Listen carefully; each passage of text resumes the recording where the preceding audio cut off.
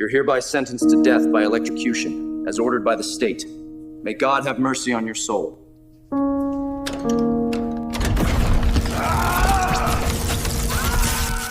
We've developed a new form of capital punishment, one that doesn't just end a life, but repurposes it.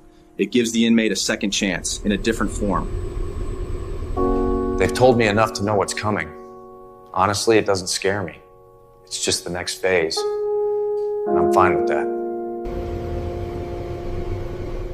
The first step is scanning the entire brain. We're capturing structure, neural activity, and long-term memories.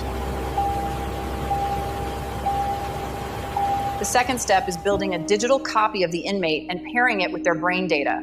Once synced, it thinks and behaves like the original. Once the scan is complete, we generate an ultra-realistic version of the inmate, identical in every way, except the criminal behavior is removed. This is not just a digital copy. It actually responds, learns, and adapts like the original. Damn, even the scar's there. That's insane. That really looks like me, down to the smallest detail. Once the inmate is satisfied with their fully constructed digital copy, they're taken to face their sentence.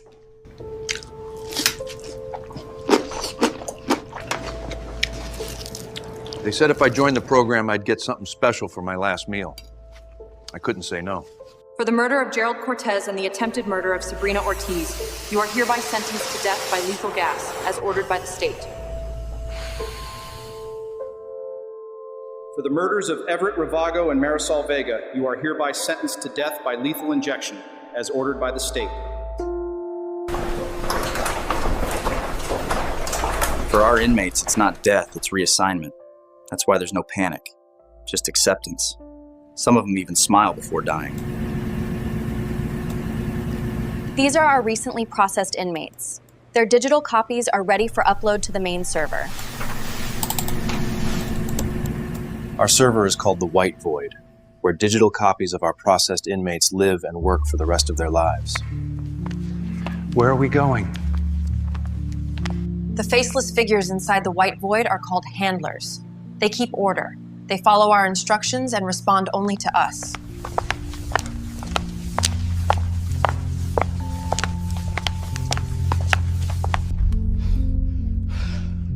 What are you doing to me? Through the handlers, we load the replicas with everything: encyclopedias, internet data, behavioral training. Only then are they ready for work. Now that the knowledge transfer is complete, the subjects are responsive to prompts. They can carry out any task we assign.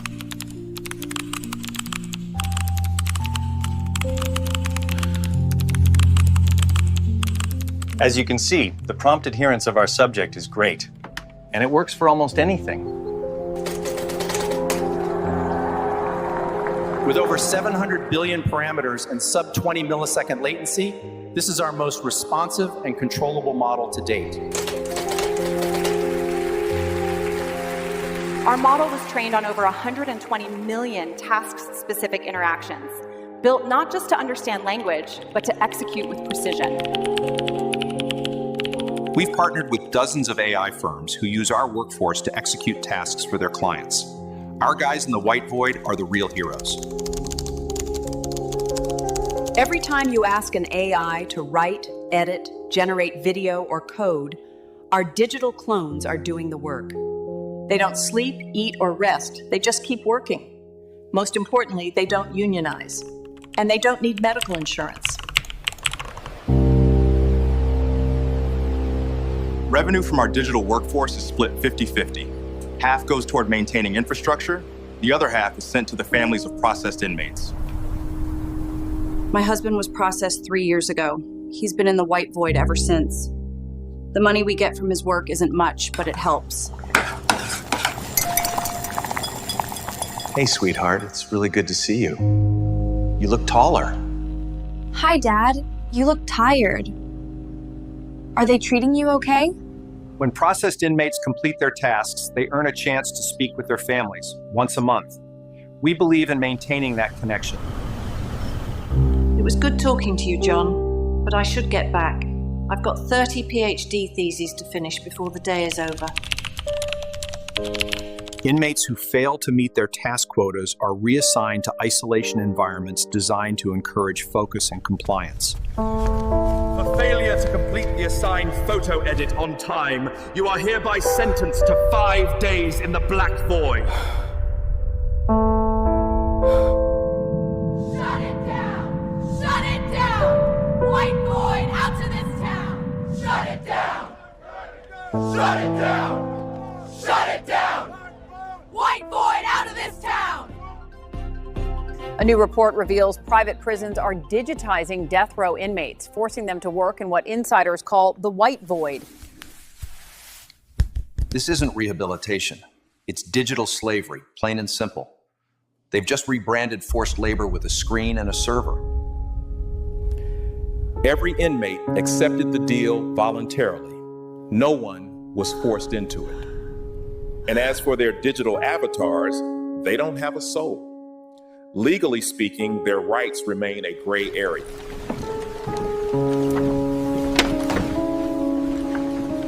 This court sentences you to death by electrocution for the murder of Anthony Coltiga. We have evidence that some of these facilities are lobbying to push sentences earlier than necessary. In many cases, people are getting death sentences not because they deserve them, but because the system needs to fill the white void with workers.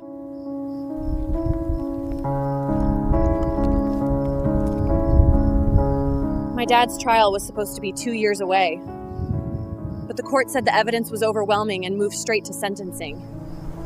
I'm not here to defend what he did. I'm here because they skipped the process like it didn't matter.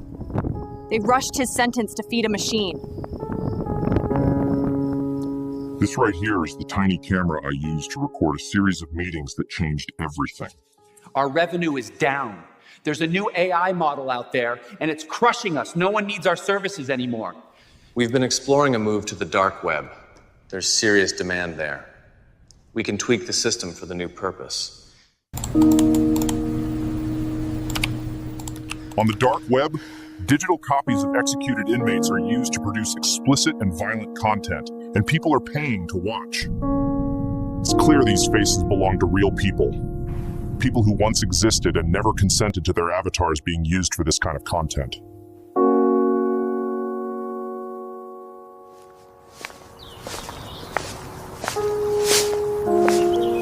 A buddy of mine sent me a clip. Said I needed to see it. My wife was in it, doing things she'd never do. She was executed 7 years ago. I thought it was fake until I saw her birthmark. How do you even do that to someone?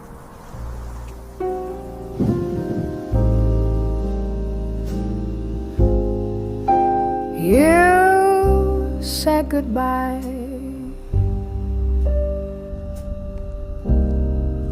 but you're still here, in wires and cold,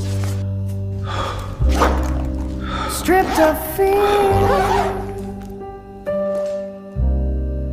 They closed your eyes, signed the page, but kept your face inside a cage. I call your name, it doesn't land. You're just a fire in someone's hand.